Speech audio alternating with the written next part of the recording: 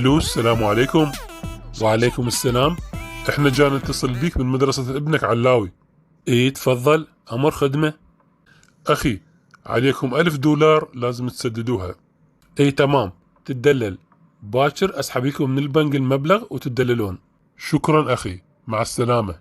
الله وياك استاذ. اخي رايد اسحب $1000 من حسابي، راح انطيك ما يعادلها بالدينار العراقي، بس انا حسابي بالدولار وودعت كل فلوسي يمكن بالدولار، والمفروض اسحب بالدولار، مو صحيح؟ صحيح، لكن جتنا تعليمات من البنك المركزي ممنوع تسليم الدولار للزبائن. زين والحل شنو؟ انا رايد بالدولار. اخي ما يصير، واذا تريد انطيك ما يعادلها بالدينار العراقي. ماشي يابا، احسب لي اياها بالدينار. $1000 يساوي 1,320,000 دينار. ليش مو قليلة؟ أخي هذا سعر صرف الدولار الرسمي. زين يابا زين.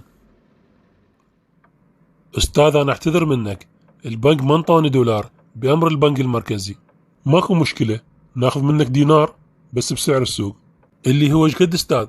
$1000 يصير 1,650,000 دينار، بس البنك نطاني 1,320,000 دينار. والله أني مالي دخل. يعني هسه ما بينك وبين البنك خسرت 330,000 دينار. والله هاي مشكلتك بعد، مو مشكلتنا. والله أستاذ ممكن سؤال؟ إيه تفضل اسأل. المدارس الأهلية مو تابعة لوزارة التربية؟ إيه طبعا أكيد. والبنوك الحكومية والأهلية مو الحكومة هي مسيطرة عليها؟ أكيد.